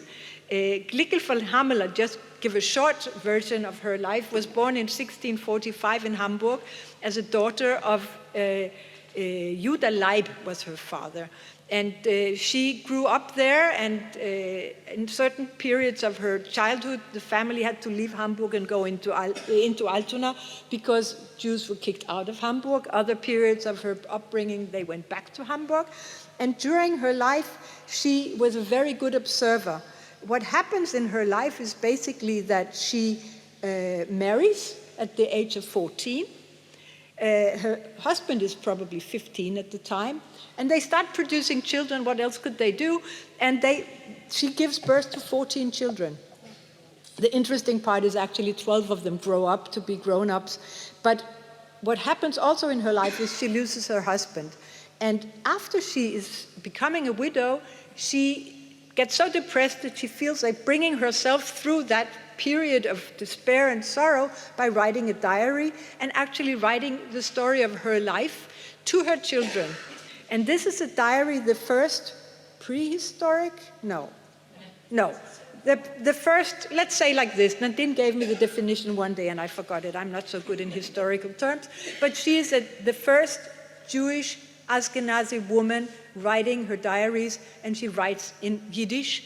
And this is actually the first real document we have, and history has, of life in Altona, of the life seen through a woman's eyes. and also shows us that a woman at this time was able to do business, because the minute her husband dies, she is able to continue his business. Okay, she needed, every time she had to go, she needed to bring her sons, because she could not go alone as a woman, but she was running the family business, and she gets on with the life. And therefore, she becomes a very big inspiration for me to try to understand what my family lived through. Now, in the same document, on the third page, there is another very important thing that is underlined with 2 lines, simply that from the fourth generation, a son called Samson Philip Heckscher is leaving for Copenhagen. And this is where the Copenhagen Danish Heckscher family gets to be founded. And of course, it has a lot of interesting information about him and who he marries and so on and so forth. Now, the interesting part about all this is that this information is actually being collected in Altona by a rabbi called Edward Dukes, who's apparently a Hungarian rabbi who serves in Altona. And what his specialty is going through the cemeteries in Altona and reading and learning about the people who were there. And apparently he was also used by others than my family, because to research what is in this cemetery, because the information in the document I just showed you apparently was written up for the Danish Heckscher families in the 1980s, when some cousin of my great-grandfather, we don't get into that, wants to build a family tree. And the interesting part is that some of the gravestones that Mr. Dukes saw and copied for the family in Denmark in 1880 are still there. And among them, the headstone of Ephraim Meyer Heckscher, who died in 1660, which I find fascinating. He's not the oldest. There is older graves there, but it's probably one of the oldest graves there. Some of the other graves have disappeared. After having read through this document, I have to figure out what did they look like, these people. And I go to the Royal Danish Library and search. And the Royal Danish Library is fantastic. You can search on anything. And I write Heckscher, and I find this picture, which I didn't know before. And this is a picture of my great-great-grandfather Lawrence, the nice guy sitting to the right, with his wife, Adelheid, and their 4 children. Now, his son, William, who is a little cute kid with the brown curls and the brown hair, has actually written his life story, which I also find in these bunches of papers that I have. And William explains in his memories of his life that he's born in Aalborg, which is a very big shock to me, because I've always been very sure that my family was a Copenhagen Jewish family. But it turns out that this lady here that he married, Mrs. Adelheid, was the daughter of a big Jewish merchant in Aalborg, which is a city in the north of Denmark. Now, this is interesting for the part that I actually went to Aalborg.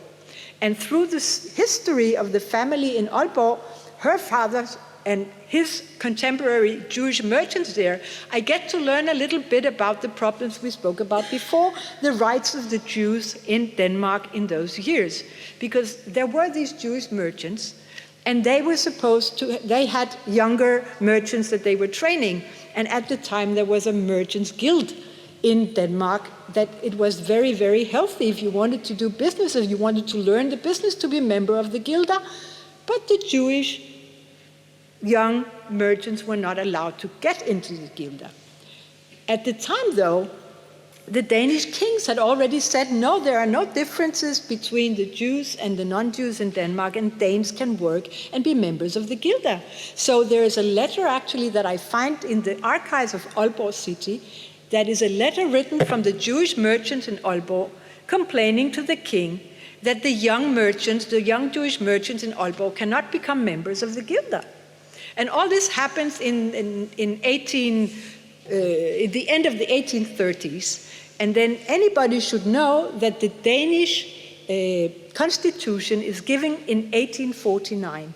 And from 1849, there is absolutely no legal reason in Denmark or legal background to discriminate against anybody. And truly enough, a few years after the constitution is given, 16 years after these people complained to the king, the king writes them and writes also to the merchants of the city that they should allow the Jews to be part of the Gilde of the merchants. So within my little story of my own family, I start to begin to learn a lot about Jewish history in Denmark altogether. They leave Aalborg and come to Copenhagen, and this is what they look like when they live in Copenhagen. So my book is written in 3 parts. The first part is my roots, which is a small period of 300 years. I'm squeezing it a bit together because there is not that much information. The first one I find here is Ephraim Meyer, who dies in Altona, and the 4th generation of Heckscher that settles in Copenhagen. But then there is also another part of my family, and this is the family of my grandmother. Her family is called Salomonsen, but the first guy from their family that has arrived in Denmark is actually already born in Nyborg in 1695, which is a very interesting story because in the family book written about this family, it says he was the first Jew born there. And one can also ask, if he was the first Jew born there, who was the Jew who gave birth to him? So I'm not sure that the story is actually very true, but where the Heckscher family, I know when Samson Philip arrives in Copenhagen, he's a gold puller. He's pulling gold in order to make all the beautiful epaulettes for all the military uniforms and whatever you were using at that time. The Salomon was working in tobacco. He was in a tobacco business. I don't know exactly what he did with the tobacco, but it is both traits are actually very typical Jewish traits of those years because of the problems of all the things Jews were at the time not allowed to do. Tobacco, money, gold, precious stones were some of the places where the Jews had their businesses. And the Salomonsen family becomes very, very wealthy and actually also very influential. Now, I have brought this picture to you, which is one of the most amazing paintings I know in my life. The original is more than 4 meters long. All the people on the picture are painted in full natural sizes by a Danish artist called Krøyer, who was at the time respected as an artist, but also the one that was ordered to do this kind of pictures. He did the pictures of the Academy of Sciences, he did the pictures of the people of the industry, and here is the picture he painted of the people at the Bursa. The money people and the movers and the merchants of the Danish society. The picture is finished in the end of the 18th century. But what is interesting about this picture, and why did I bring it to you, is that at this point of time, about every 4th of the persons on this picture is a Jew. Now, I had written some notes, and because of moving computers, I don't have my notes right now. I had written a few of the names. Some of them I can remember, some of them I have forgotten. But one of the important names of the guys who are in this picture, and I can't tell you which one of them it is, that is too complicated for me at this time of the day, is Mr. Philip Heimann. And Philip Heimann is very interesting because till this day, the beer that he started brewing in Denmark, Tuborg beer, is actually sold in this country. And at the time, he was a very, very successful merchant. A part of brewing beer, at a certain point, he also tried buying a pork factory. So religion on one side and money on another side for the Jews at this time. The pork factory didn't really become the big thing, but I think for some years he was involved in the big Danish export of bacon to England. Now, other people on this picture who are important Jews is, for instance, the director of the Danish National Bank, the director of Denmark's biggest bank, merchants into spices and coffee and sugar and stuff like this. So this is actually known as the golden age for the Jews. And my great-grandfather, Mr. Isaac Salomon Salomonsen, is one of the guys somewhere here. I'm not sure, because the person I think it is in another register of this picture. He's put somewhere else. So let's not talk too much of that. The idea is that the Jews at this time, from the middle to the end of the 18th century, is actually very, very influential in Danish public life and Danish merchant life and money in the money market, with everything that comes with that. I'm not saying that there is anti-Semitism, but there is an anecdote from when this picture was painted that the painter didn't, of course, know these people, so he was informed by other people who were supposed to be in the picture and what their roles were. And there's a grouping of 4 people, and I can't tell you exactly which it is, where the guy who gave the instruction to the painter said, these people are having a Jewish talk. So we don't know if that was anti-Semitic or it was actually meant to explain that they were Jews and they were probably doing business together. What do we know? But this part of the family becomes very, very wealthy, and a daughter of this Isak Salomonsson, who was on the picture, actually meets the young boy you saw before with the curls, and they become a couple. And these are the beautiful people you see here. The little boy with the curls is now a bald man. It is still William. He's my great-grandfather. His wife is the daughter of Salomonsson family, and these are their 3 children. The one to the right is my grandfather, the man with my mother on his shoulders as a grown-up, and his 2 sisters. And this is a typical picture of the pretty well-off Jewish families in Copenhagen in the end of the 18th, beginning of the end of the 19th, beginning of the 20th century. There's a little extra story to this picture that is not exactly bound to this time of my grand picture, but they're standing in front of their summer house. They had a summer house in Torbeck, and lots of very wealthy people at the time in Copenhagen would have a summer house in Torbeck. Torbeck is today almost inside Copenhagen. But this house was very special because it had a garden that went all the way down to the water. And in the time of the Second World War, after the German occupation, this house becomes very interesting to some of the Danish underground people, and especially after the family flees to Sweden and gets saved like all the other Jews, the house is lent or given to the Danish underground, who apparently are smuggling a lot of ammunition and a lot of weaponry through the water, over the lawn, into the house. Now, not only I know this, because I know it after, but at the time, apparently also the Germans or Danes cooperating with the Nazis were observing that this was going on. So a few months before the end of the war, they simply blow the house up, and the house disappears. And according to the report from the firemen who came there was absolutely nothing left. So there has been a lot of ammunition there. Too bad it wasn't used for the purpose. Now, this was my mother's family, but then comes the big question, what about my father? And I don't know a lot about my father's family. I know that his grandparents arrived in Denmark as immigrants with the same wave that was mentioned before by Janus, a wave of Jews from Eastern Europe who were basically on their way to the US. Everybody wanted to go to the US. And about between 12 and 15,000 Jews apparently moved through Denmark from about 1880 till about 1910-20, and 3,000 of them stayed. Most of them were Russians, and they were called Russians. But it turns out that a number of them, until this day I haven't found anybody who knows how big a number, came from Galicia. Actually, areas that are at the time were Austro-Hungarian, later became Polish, and today are Ukraine. They also had a period where they were Soviet Union. Now, my problem with this is what I knew.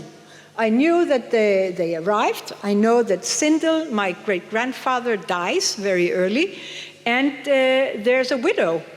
I have no pictures. I have no other information. And then I start to use my extended family.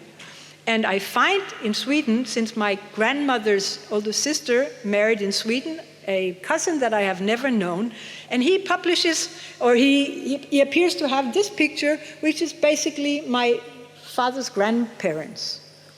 In my family, I've never seen this picture before. So this was one part of the story. The other part of the story is that there is a relative in Israel, and she's actually sitting in this room right now. My dear cousin, something like that, Judge Edna Kaplan. She's sitting over here. She's Edna Kaplan Hagleo. And it turns out, when we went through the papers, that Edna's great-grandfather and my father's great-grandfather were brothers. This is as close as you can get almost in this world, no? But the great idea is that Edna had some writings from the family, and from her family story, since we are sure and it has been established that we are related, I could try to rebuild my understanding of who these people were. Because I can see a lot from the picture. There is no peyot, there is no black hats, there is no sheitel, there is no nothing on the head. So these people were not Orthodox Jews in that sense of the word. They also don't look too poor. And according to the stories that Edna has from her father, the family, the great-grandparents, came from Lemberg, which is, of course, a big city in the old world, in Galicia, in the Austro-Hungarian times. And the story becomes a story of any Jewish family. One brother sends his children first to the university in Lemberg, and from there later they make Aliyah to Palestine. Another brother has some children. They don't go to the university, but they own a big chunk of land with a mill where they're making flour, which was a trade a lot of Jews had in those areas at those times. And one of the sons all of a sudden arrives in Copenhagen. Probably all the rest have disappeared in the Holocaust. I haven't found any of them yet. And this could be any Jewish, European Jewish story. And this connects to me the Danish Jewish history to the East, because they're, of course, not the only family that has this connection. All the Russian Jews who came also had experienced more or less the same stories. And from what I understand, that the great-great-grandparents had a huge bakery, and the great-great-grandfather on my father's side had huge woods. So these people were not poor. So I had to understand, why did they leave? There were no pogroms in Ukraine or in Galicia at this time of their life, like there were in Russia. And it turns out, after I studied it with some different history professors in Israel, that at the time, that area where most of the Jews lived in Galicia was being hungered out economically by the Austro-Hungarian regime for some reason or other. It's not quite clear. And people simply left, not because they were poor, but because they were fearing to become poor. And this is basically the first part of my book. The second part of my book, I have taken totally a different approach, since I only write about 2 years, 1920 to 1922. And what you're actually seeing on the picture here, if you look very well, is that this is a Buddha. Everybody can see that. But this is a man. And this is actually my grandfather sitting on the lap of the Buddha. Probably today the Buddha, nobody is allowed to sit on that lap. And I can't tell you which Buddha it is. Now, I was waiting my whole life to read my grandfather's letters from the East, because I thought it would be very, very exciting. But what I find when I go through the papers is that he wrote home to his parents once a week, and they wrote to him once a week.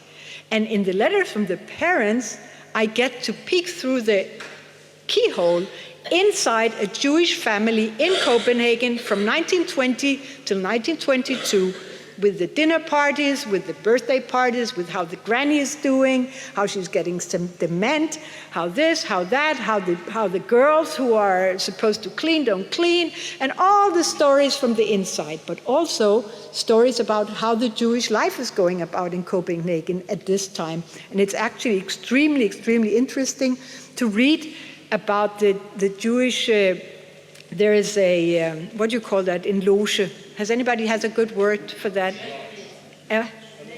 A lodge? B'nai Brit, yes, okay. Anyway, there are organizations, they meet they have Jewish evenings, mostly for the men, but also sometimes the women are invited.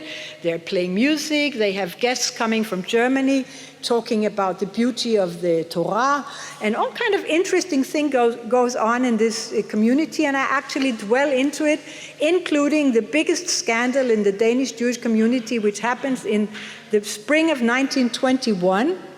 A very, very successful Danish businessman called Max Berlin takes his own life.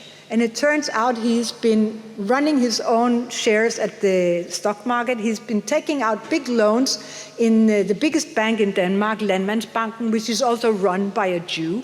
And the minute he kills himself, it's because his arithmetic doesn't add up anymore. But it turns out that the loans he's taken in the bank, he's not the only one. This bank, the director of the bank, whose name is Glückstadt, which is quite interesting, the founder of the bank was his father, Isaac Glückstadt, and this one is something else, Glückstadt, Emil, I think. And the bank cracks, which means the biggest bank in all of Scandinavia, simply the bottom falls out of this bank, which is pretty dangerous for the Danish society at the time. So what happens is basically that the government decides to save the bank. I don't know if it reminds you of some bank crises we have had in this country lately, but it's exactly the same thing over and over again. So all this, we get the personal view of my great-grandmother, who explains that the information about Berlin having shot himself arrives just as they are sitting at a beautiful lunch celebrating all the children in the community who had their bar bat mitzvah, at the time called confirmation in Denmark. And as she writes to my grandfather, luckily the party we were at wasn't spoiled, which is so wonderful. And I get so extremely excited when I read this thing. The last part of my book I call Our Century, which is from 1922, actually there's a mistake here, to 2022. And it is the story of the people that I remember, of my grandparents and my parents and myself and my life as growing up in the Jewish community in Copenhagen. And I have just brought you 3 pictures because I know it's late and we're going to round up now. The first picture is a picture of the unveiling of the memorial pillar for the Danish Jews that were perished in the Shoah. As you've heard several times today, the Danish Jews were mainly saved and brought to Sweden by Danish citizens and the Danish underground. Danish doctors, Danish priests of all kinds were very, very active in saving the Jews. But the Nazis managed to round up 472 Jews, some of them extremely old, since they raided the old age home and pulled out 14 very, very old people of their beds, mainly, and took them to a ship waiting to bring them to Germany. Now, just a little background. Denmark was occupied in 1940. And when Denmark was occupied, the Danish government decided that it would be better to be friendly to the Germans and see if we could get the best out of this shitty situation. At the time, they'd seen what happened to Poland and what happened in Germany, of course, and they thought maybe we could trade off something. So the Danish government actually offers the Nazi occupation to cooperate. So there's a cooperation between the Nazis and the Danish government. Denmark is an agricultural country. It makes a lot of meat and corn and flour and whatever, potatoes that the Germans need to feed their soldiers. And things are well. And the Danish government, one of the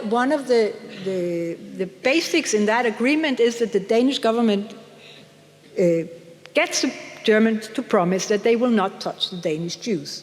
And this is actually the situation from the beginning of the occupation till that cooperation between the Germans and the Danish government breaks into pieces in August of 1943. The minute that happens, the Germans have already put in place a rounding up, number of Rajas, and the big boat that's lying out in the harbor to sail the Danish Jews away to Germany to extermination, the way they did to the Norwegian Jews already the year before. Now, because it is not hidden that the cooperation is going to die, and because there is good contact between the Germans and the Danish government, there are people who figure out, and I'm not going to get into the big discussion about what the motives were for people explaining and telling, but the Jewish community is being warned that they should get out of their homes and get away. Also, the Swedish government is already giving out notice that any Danish Jew that will arrive in Sweden will be protected in Sweden. So the thing is clear. The problem is only we don't know what the Germans are going to do. And they start rounding up Jews who are found in their homes. And 472 of them are first taken to a camp in Denmark. And from this camp, they are sailed away to Germany. But then again, the Danish government, who is very, very annoyed about this, goes to the German occupiers and said, listen, you cannot do this to us. We had an agreement.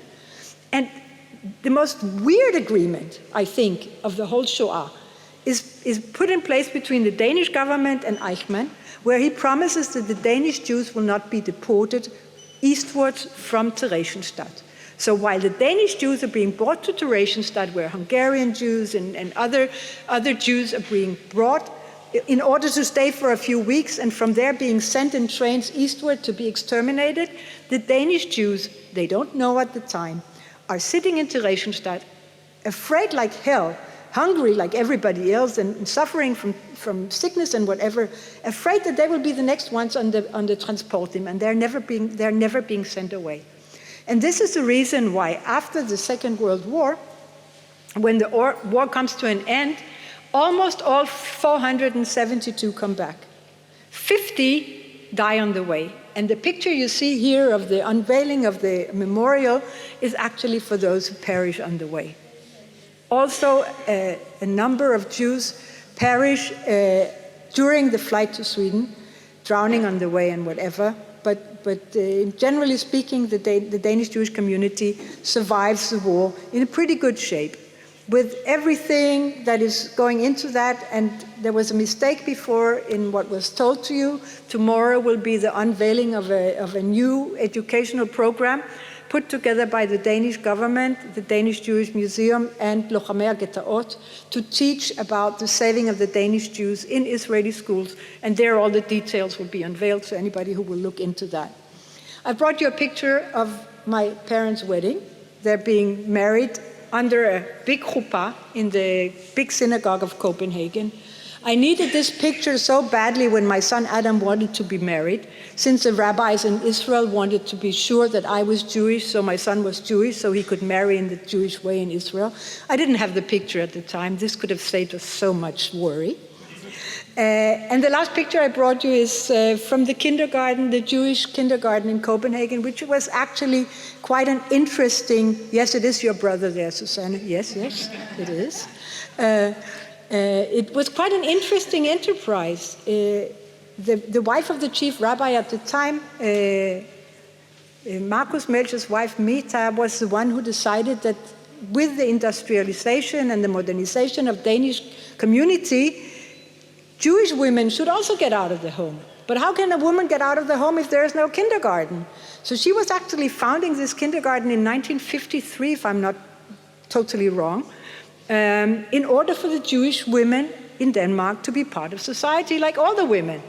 So when I started kindergarten, I think it was in 60 or 61, this was already in place. And from there we continued into the Jewish school. And I can tell you lots of more stories. I think it's enough for today. I'm so happy you're all here. I hope that all the Danish readers of you will buy the book. And if any of you who are not Danish readers have an urge to contribute money to the translation, we are still looking for contributors. We are hoping to get some contribution from the Danish state under the paradigm of translating Danish culture into other languages, and we are sure the Danish government are going to give us money, but it won't be enough anyway. So yes, we're still looking for money. Janus is the guy. He will open his pockets in a minute, and you can just stuff them. And thank you so much for coming. This has been such a joy. Thank you very much.